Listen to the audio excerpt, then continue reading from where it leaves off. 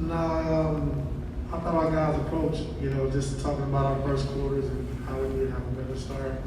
I thought our first unit came out really set the tone defensively, in that first quarter to start the game. And that's what we needed from those guys. And, like I said, it was all around team win. Everybody played their part, do what we're supposed to do, sharing the basketball, 35 assists, moving the ball, moving our bodies, and it was just a total team win. Ty, you held Cap to single digits. First time he's been in single digits in like 170 games or something like that. In the 3 meetings, you guys have kind of stifled them offensively, especially him. What has made this matchup work so much in your favor defending him? It's the attention that we give him. It's like it's not one man. I think Nico's doing a great job of denying him. Easy elbow catches. We're fronting him on the post and coming, low man if he does catch it. So we're just trying to, switch everything so he can't get 3-point shots off. And the way he shoots the basketball, if you put a traditional 5 on him, that's when you get a chance to roam free. Get pop back threes on the D'Angelo Russell pick and rolls and things like that. So having Nico, you put him on him and switch pick and rolls, front him, deny him, crush him. I really put a lot on him. And then also, like I said, just showing him so much attention. We call him the block, we double team. So just showing him a lot of attention. We know he's a great player, and we just want to slow him down. Hey, what's going on, Coach? What's up? Late in the second quarter, they called a foul on Zoom where it looked like he could have got away with it if they challenged it. He was signaling to you to challenge it. You didn't want to challenge it. What were your thoughts in the process? What was it? I thought he hit him low a little bit, and officials when they make a call, it got to be very, very clear that it wasn't a foul before they overrule it. And so I just thought he got him a little low. So if he was right, he should have told me that the other night against Kyle Lowry. 2-minute review said that he didn't foul. He should have been that adamant then. So but I just thought he might have got him the lower half.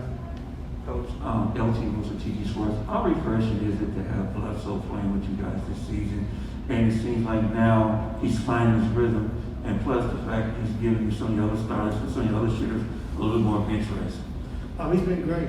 I think improving our pace. He was one of the slowest teams in the league last year. This year we're one of the fastest teams, and he has a lot to do with that. Just pushing the tempo, getting downhill, and then our advanced passes this year has been off the charts. Like PG, as soon as he catches his heads up, he's throwing the advanced pass. We have early attacks, and Blair led the charge with that as far as just getting us easy shots, being able to push the tempo, getting to the paint early, and so he's been huge for us. Hey Ty, I wanted to, even though you guys are up by so much, early third quarter, you still had to call that early third quarter timeout. You guys were center. Like, what do you, even when you have a big lead like that, what do you tell guys in that early quarter timeout? We just talked about at halftime, just being professional. We got a game tomorrow. This team isn't going to quit. They have a lot of talent, and so we got to play the right way, just finish them off. And when I called early timeout, just when you're up 27, you can't exchange baskets, back and forth. Like you get 3 or 4 stops in a row in that position, then usually the game's over. But we kept exchanging baskets back and forth, and that gives them some confidence as well. So we miss 3 or 4 shots in a row, they make 3 or 4 threes. Now you got a game. So our mindset, coming out of that timeout was try to get 3 stops in a row, and I thought we would have a good chance to pull away. Congrats on the win, Ty.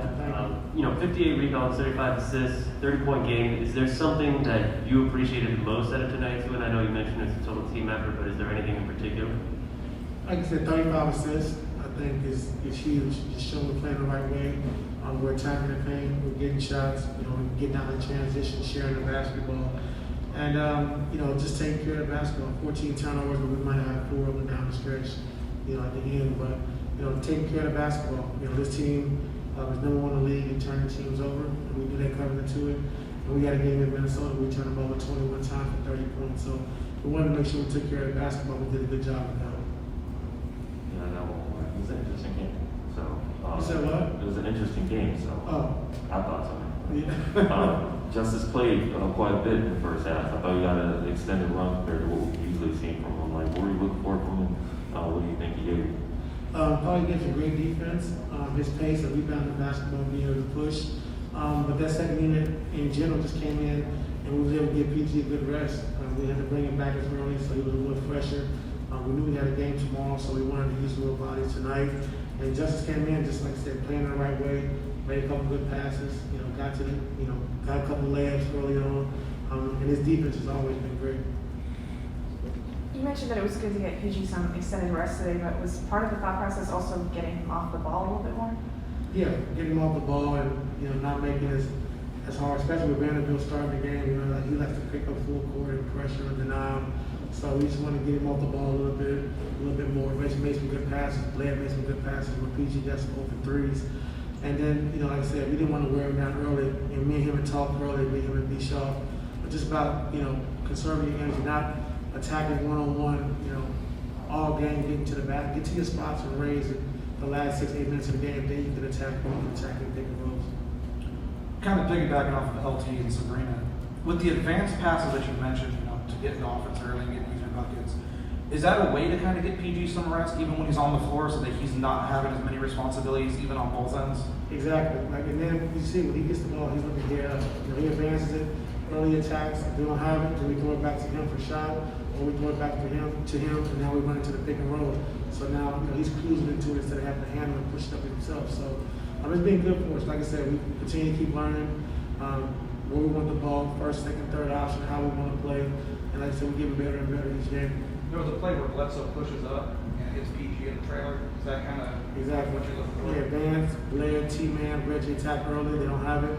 Now PG's trailing. He got a shot. Or we can run into the pick and roll with our big. And now the defense is flat.